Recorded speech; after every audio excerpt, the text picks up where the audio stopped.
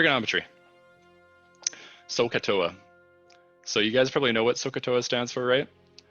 So is sine is equal to the opposite divided by the hypotenuse. And then ka is cos is equal to adjacent over the hypotenuse. And then toa is tan is equal to the opposite over the adjacent. And using just a typical triangle, which you'll see in physics and math, we see that the adjacents, wherever the theta is, that curved line on that angle. So the adjacent is right next to that. Not to be confused though with the hypotenuse, which is that longer side. And it's usually slanted. So we have the adjacent, we have the opposite over here. Obviously it's the opposite of theta there and the hypotenuse there. Then we also have these other weird kind of functions. It looks like sisk, secant, and then cotan.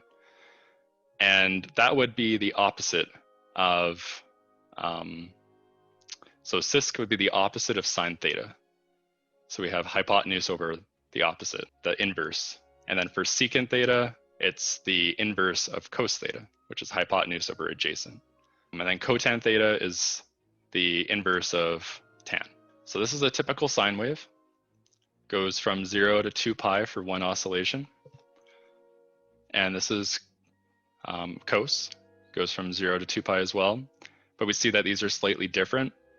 Cos always starts at the y-intercept of 1, whereas sine starts with a y-intercept of 0, unless there's something that's shifting it. And then tan is this kind of weird function. It repeats a bunch of times. And so I don't know if we stated this earlier, but tan is sine over cos. Tan x is equal to sine x over cos x. Let me go back to 0. And you see this is the same thing as saying tan x. And then we have radians. So this is just a quick refresher on radians, which are the units of a circle. 45 degrees is pi over 4. 30 degrees is pi over 6. 60 degrees is pi over 3. And this is how we kind of know that, is by this unit circle. So if we look at 45 degrees, that's pi over 4. And if we look at pi over 6, that's 30 degrees. And then 60 degrees is pi over 3. And you're probably wondering, like, where do these pi symbols, like, why are they here, right? Pi over 4, pi over 3, pi over 6. It's because one full oscillation of a circle, which is actually really similar to one oscillation of sine x or one oscillation of cos x. One full oscillation is 2 pi. So half an oscillation is pi, which is just half the circle.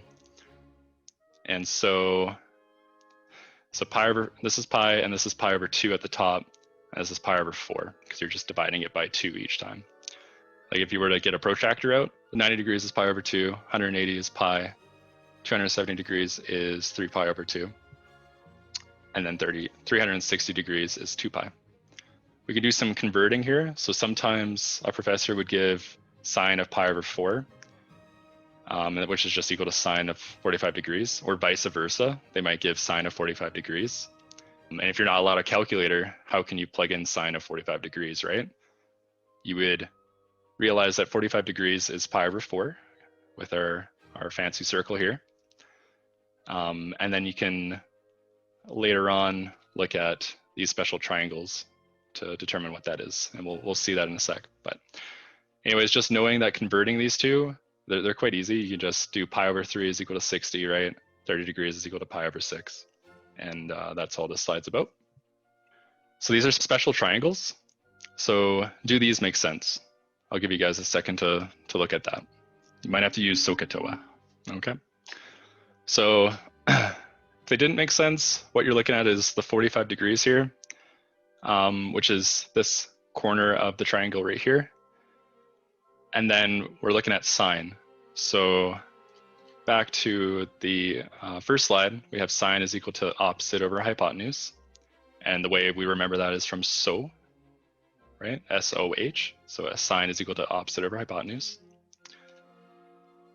And if we go back to this angle at the top here, so is opposite, which is 1, divided by the square root of 2. Now this one has a pi divided by 4 in it, and we don't really see pi over 4 in here, but we do know that's also equal to 45 degrees. So that would be 1, which is adjacent to that circle of that degree, divided by pi over 2. Tan of 45 degrees, again, we're at this corner again, and so that would be opposite over adjacent, which is just 1, and so on, so on. Pi over 3, again, is 60, right, degrees. So we'd have to use this triangle over here, and that would be opposite, SOHCAHTOA, the opposite square root of 3 over 1. So that'd be square root of 3. These triangles are really important to know. I would put these in your memory if you guys are going through a math class or a physics class. They're really helpful. You can do a lot of different combinations. You can just see here, I just did a fraction of them, right? But they're very useful. Over here, you might see cases where there's pi over 2, which is 90 degrees, right? But we don't see 90 degrees on here. Same with sine of 90 degrees. We don't see 90 degrees anywhere on these special triangles. But you can actually get these from the cos and sine graphs before. So if we were to, I would put these into your memory as well. There's a lot to memorize, but once you have these down pat, they're quite easy to work with. So sine of x goes from 0 to 2 pi. I always put that in my memory. It goes from 0 to 2 pi, unless there's some shifting action going on, but that's usually what's going on. Half of 2 pi is pi, and then a half of pi is pi over 2. So 90 degrees is equivalent to 1 on sine of x. And if you were to look at 3 pi over 2, that's negative 1. If you were to look at cos at 90 degrees, that would be equal to pi over 2, right? So put this into your memory as well. If you go from 0 to 2 pi, so this is a period from 0 over to 2 pi. And then half of that is pi, which is 180 degrees, like we saw in the unit circle. And then pi over 2 is at 0. So here are some common trig identities. You can search these up on Google, and I put them into my notes. I just printed them off, and then you always have them. Unless, of course, a test comes around, then you probably don't. So unless your prof says to memorize these, you probably just have to refer to that sheet that you printed off. So I would ask him at the beginning of the lecture, do I have to memorize a lot of these trig identities, or will they be given? So that would be a good question to ask. You'll be using these quite a bit. So using trig identities, simplify it to the following answer. We're trying to simplify it to get to secant x for the first one, I would say. And then for the second one, you're trying to get to 1. And for the bottom one, you're trying to get to 1 minus 2 cos squared x. So using trig identities, you can do that. So at the start here, we have tan of x, right? That would be sine over cos. And so using common denominators, we can multiply the other term by cos on the top and the bottom of the fraction, because cos of x is just divided by 1, right? And so you would do cos on the top divided by cos on the bottom, because that's still keeping the answer the same. And now we have common denominators, so we can just combine those together. And then using a trig identity, we see that sine squared x plus cos squared x is equal to 1. And then 1 over cos x, which is our denominator that we had before, right, is just secant x. And so that's the answer. And B shouldn't be too bad. So for part C, it starts off with these weird powers, right? Sine to the power of 4, and then cos to the power of 4, right? But using that difference of squares, because we know that this is just cos to the power of 2x, which is all to the power of 2, right? We can break that up into what we see here. And then going on, we can use a trig identity to see that's just equal to 1, because sine squared x plus cos squared x is equal to 1.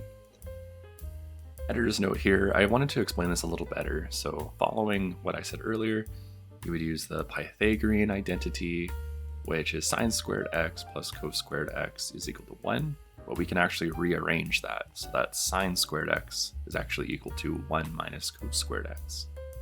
And then we can substitute sine squared x as equal to 1 minus cos squared x.